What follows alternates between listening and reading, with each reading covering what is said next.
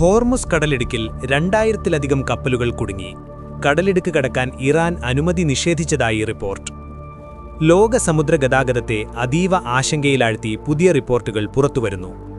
അന്താരാഷ്ട്ര maritime organisation നൽകുന്ന വിവരങ്ങൾ പ്രകാരം എണ്ണ വാതക ടാങ്കറുകളും ചരക്ക് കപ്പലുകളും ഉൾപ്പെടെ ഏകദേശം 2000 കപ്പലുകൾ ഹോർമുസ് കടക്കുവാനാവാതെ കുടുങ്ങിക്കിടക്കുന്നതായി റിപ്പോർട്ട് ചെയ്യുന്നു. ചില അന്താരാഷ്ട്ര മാധ്യമങ്ങൾ കപ്പലുകളുടെ എണ്ണം 3200 വരെ സൂചിപ്പിക്കുന്നു. ഹോർമുസ് കടൽപാതകളിലുണ്ടായ തടസ്സങ്ങളാണ് ഈ അവസ്ഥയ്ക്ക് കാരണമെന്നാണ് വിലയിരുത്തൽ. ഇതിന്റെ ഏറ്റവും ഗുരുതരമായ പ്രത്യാഘാതം നേരിടുന്നത് കപ്പലുകളിലെ ജീവനക്കാരാണ്. പല കപ്പലുകളിലും ഭക്ഷണം, കുടിവെള്ളം, ആവശ്യമായ അടിസ്ഥാന സൗകര്യങ്ങൾ എന്നിവ കുറവായി വരുന്നതായി റിപ്പോർട്ടുകൾ പറയുന്നു. ദിവസങ്ങൾ നീണ്ട അനിശ്ചിതത്വം കാരണം ജീവനക്കാർ കടുത്ത മാനസിക സമ്മർദ്ദവും ശാരീരിക ബുദ്ധിമുട്ടുകളും അനുഭവിക്കുന്നതായും വിവരങ്ങൾ പുറത്തുവരുന്നു. ചില കപ്പലുകളിൽ ഭക്ഷണ വിതരണത്തിന് പോലും ബുദ്ധിമുട്ട് നേരിടുന്ന സാഹചര്യമുണ്ടെന്നാണ് റിപ്പോർട്ടുകൾ വ്യക്തമാക്കുന്നത്.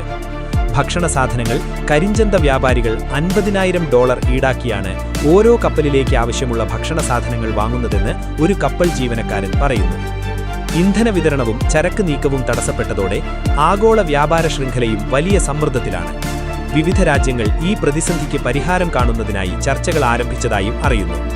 സമുദ്ര ഗതാഗത മേഖലയിലെ ഈ പ്രതിസന്ധി തുടർന്നാൽ ലോക വിപണിയിലും എണ്ണവിലയിലും വലിയ മാറ്റങ്ങൾ ഉണ്ടാകാമെന്നാണ് വിദഗ്ധരുടെ മുന്നറിയിപ്പ്. Reporter Rasheed Thuzhiyoor, fusion flix media. കൂടുതൽ യാഥാർത്ഥ്യങ്ങൾ അറിയാൻ ഞങ്ങളോടൊപ്പം കൂടൂ.